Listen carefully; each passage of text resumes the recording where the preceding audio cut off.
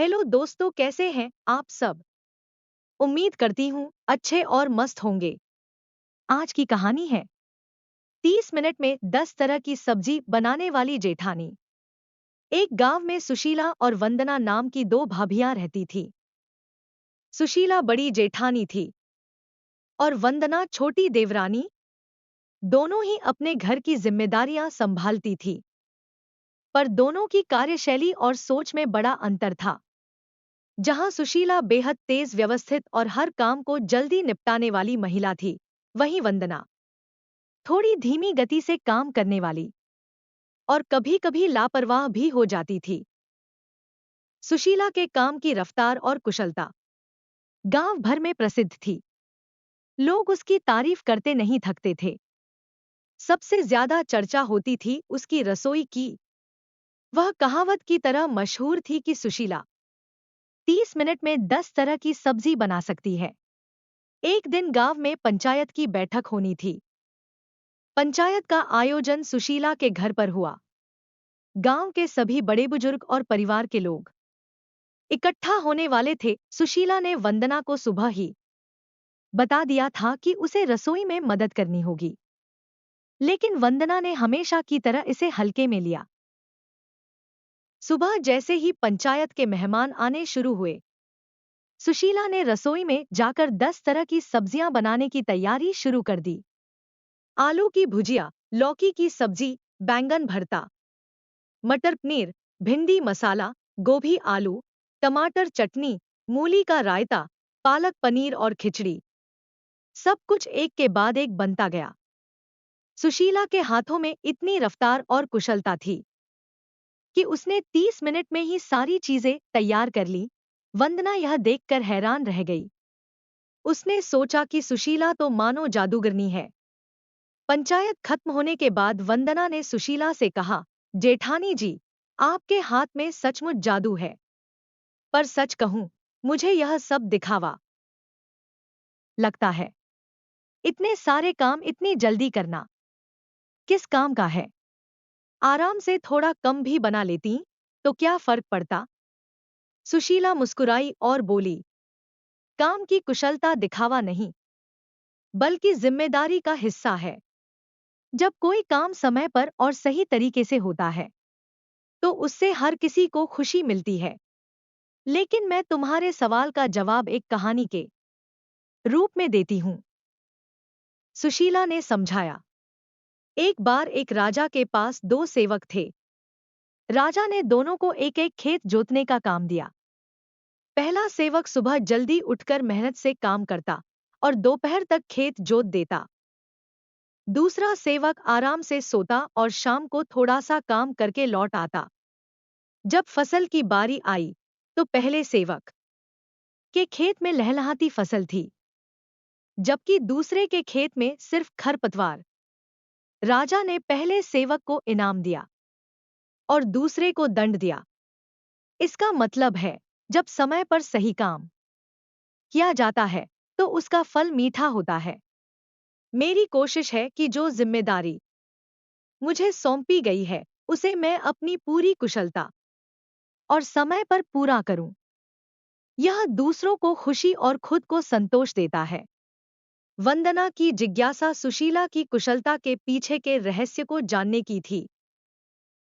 उसने एक दिन सुशीला से पूछा, जेठानी जी, आप इतनी जल्दी इतने सारे काम कैसे कर लेती हैं? आपके पास ऐसा कौन सा मंत्र है जिससे सब कुछ सही और समय पर हो जाता है? सुशीला ने मुस्कुराते हुए जवाब दिया, इसके पीछे कोई जादू नहीं, बल्कि मेरी कुछ आदतें और योजना बनाने की कला है। अगर तुम इन्हें अपनाओ, तो तुम्हें भी कोई काम मुश्किल नहीं लगेगा। चलो, मैं तुम्हें अपने तरीके बताती हूँ। सुशीला ने बताया, जब भी मुझे कोई बड़ा काम करना होता है, तो मैं पहले उसकी योजना बनाती हूँ। जैसे सब्जियां बनाने से पहले मैं यह सोच लेती हूँ कि कौन सी सब्जियां बनानी है, कौन सी जल्दी बनेंगी और कौन सी ज्यादा समय लेंगी। सब्जियों को काटने और मसालों को तैयार रखने का काम मैं पहले ही कर लेती हूँ। इससे समय बचता है। योजना बनाना हर काम में जरूरी है। अगर हम बिना सोचे समझे काम शुरू करेंगे तो न केवल समय बर्बाद होगा बल्कि काम भी ठीक से नहीं होगा। हर काम को करने का एक सही क्रम होता है। पहले उन सब्जियों को पकाती हूँ जिन्हें पकने में ज्यादा समय लगता है, जैसे आलू या मटर। फिर ऐसी सब्जियां बनाती हूँ जो जल्दी तैयार हो जाती हैं, जैसे भिंडी या गोभी। सुशीला ने कहा, हर काम में प्राथमिकता तय करना बेहद जरूरी है। कौन सा काम पहले करना है और कौन सा बाद में, यह तय करना ही कुशलता की कुंजी है। अगर हम सही प्राथमिकता नहीं देंगे तो समय और मेहनत दोनों ही ज्यादा लगेंगे। सुशीला ने समझाया, मैं हमेशा एक ही समय में कई काम करती हूँ। जब एक सब्जी पक रही होती है तो दूसरी सब्जी के मसाले तैयार करती हूँ। इसी बीच मैं रोटियां बेलने की तैयारी भी कर लेती हूँ।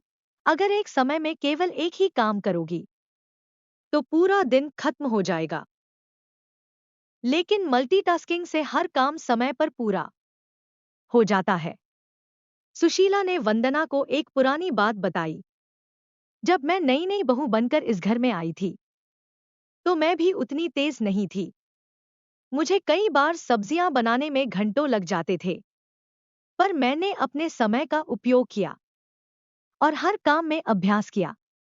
आज मैं जो कुछ भी हूं वह मेरे अभ्यास और मेहनत का नतीजा है। उसने कहा, अगर तुम किसी भी काम को बार बार करोगी तो उसमें कुशलता आ ही जाएगी। सुशीला ने यह भी बताया कि वह कभी कभी परिवार के अन्य सदस्यों की मदद लेती है।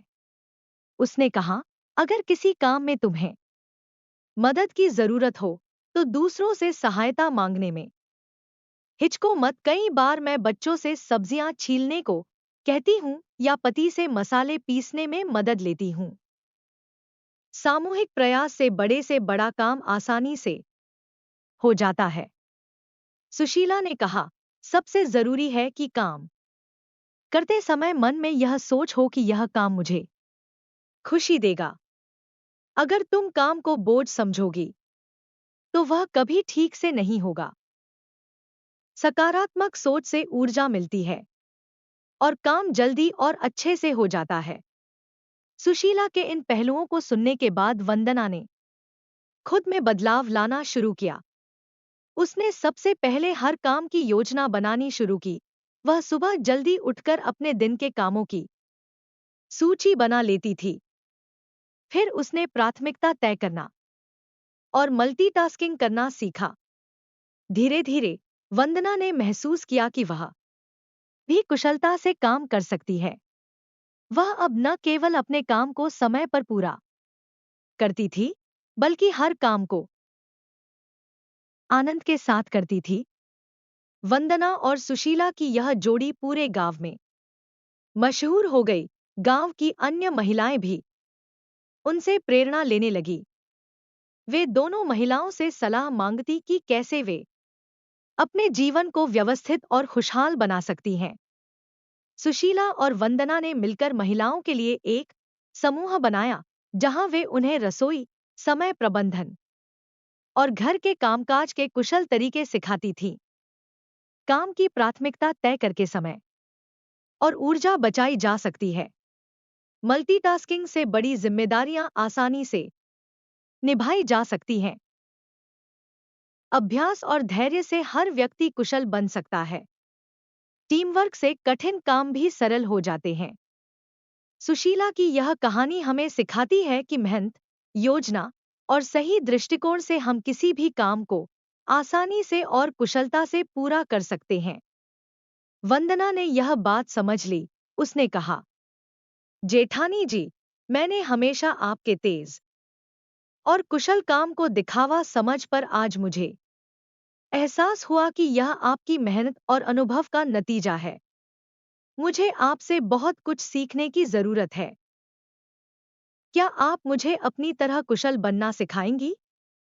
सुशीला ने मुस्कुराते हुए कहा, कुशलता समय के साथ आती है, पर सबसे पहले तुम्हें अपने मन से आलस्य और लापरवाही हटानी होगी।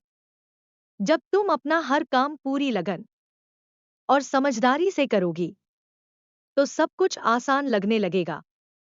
मैं हमेशा तुम्हारी मदद के लिए तैयार हूं। इसके बाद वंदना ने सुशीला से सीखना शुरू किया। उसने महसूस किया कि काम जल्दी और कुशलता से करने के लिए योजना बनाना और मेहनत करना जरूरी है। धीरे धीरे वंदना भी रसोई और घर के दूसरे के कामों में तेज और कुशल हो गई। गांव के लोग अब दोनों भाभियों की जोड़ी की तारीफ करते थे।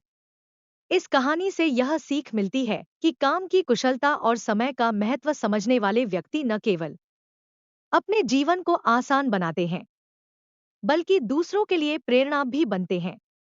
आलस्य और लापरवाही से बचकर यदि हम अपने काम को समय पर और पूरी लगन के साथ करें, तो हमारा जीवन और भी बेहतर हो सकता है। प्यारे दोस्तों, यह कहानी यहीं पर समाप्त होती है। आपको यह कहानी कैसी लगी? कमेंट बॉक्स में जरूर बताएं। अगर आपको हमारी ये कहानी पसंद आई हो, तो कृपया हमारे वीडियो को लाइक, शेयर और चैनल को प्लीज सब्सक्राइब जरूर कर लें। इससे हमें मोटिवेशन मिलता है और आप तक ऐसी ही मजेदार कहानियां सबसे पहले पहुंचती रहेगी। प्यारे दोस्तों, नमस्कार।